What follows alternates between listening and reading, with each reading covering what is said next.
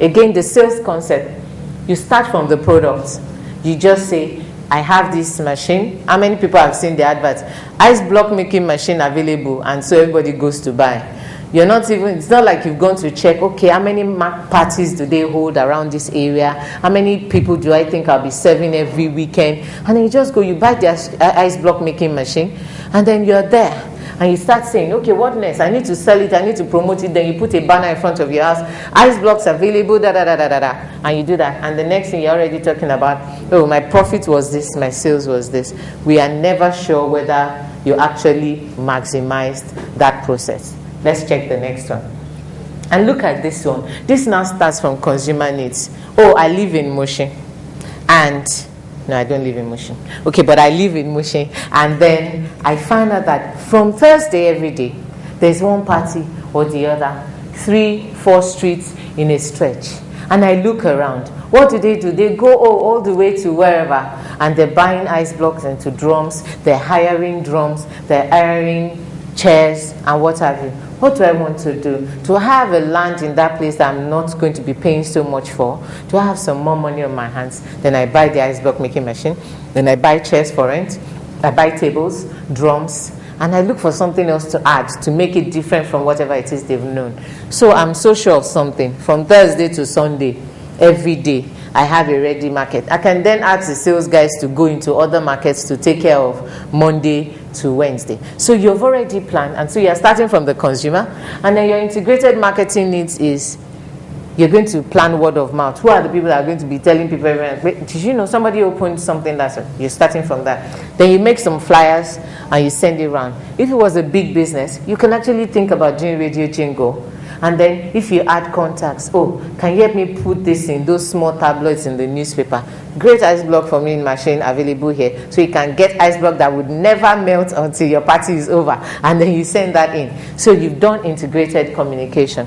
And you can actually talk about through profit making and through consumer satisfaction, because you get people coming in. You've already planned and anticipated for them. Let's move on. And so I want to share with you something about innovation, about thinking ahead, about not waiting for people to tell you, I need this.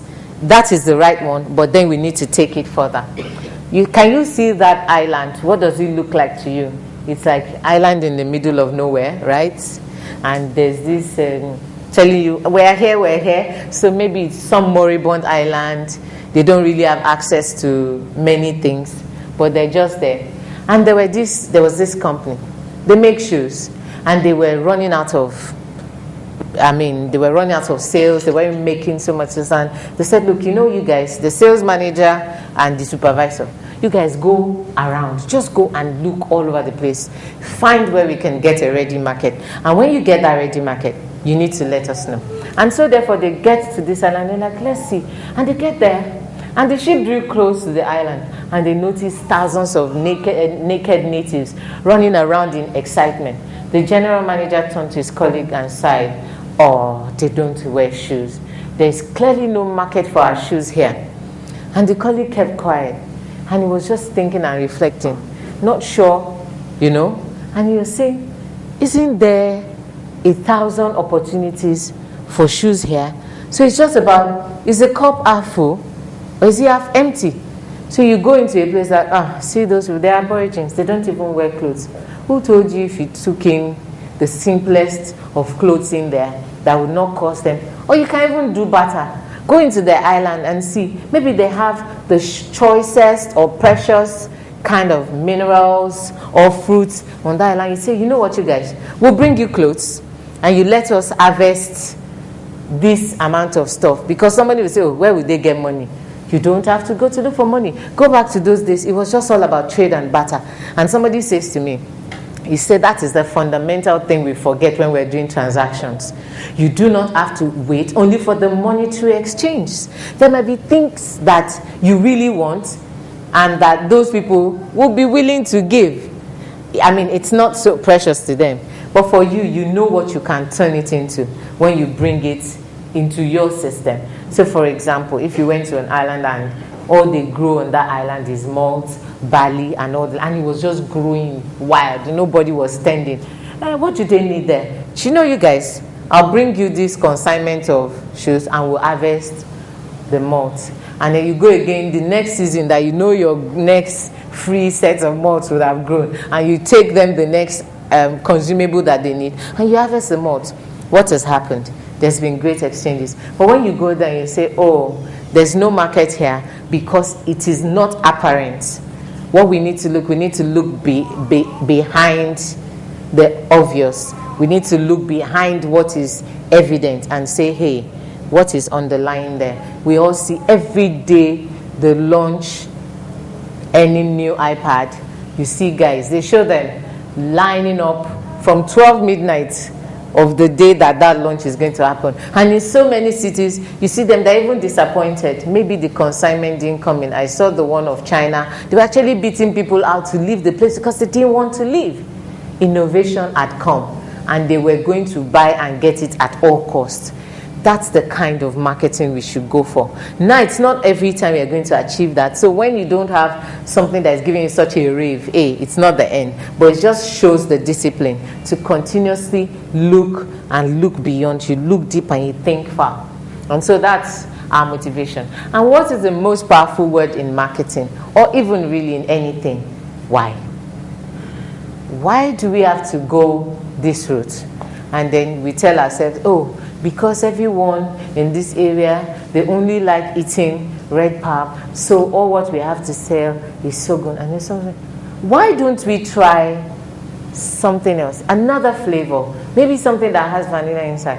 And the person said, oh, you know these guys, they really, okay, why don't we suggest to them, or we give them sampling whatever product so that everyone can actually have the opportunity to test? And the guy says, when you go sampling, they might think you've put juju or something inside the food.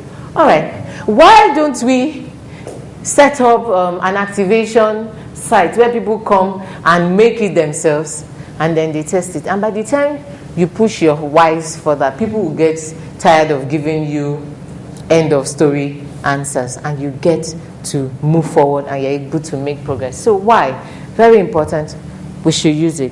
However, in your other conversations, when you're trying to get people to do things, or you're trying to change, when you shoot why at them so much, people become defensive.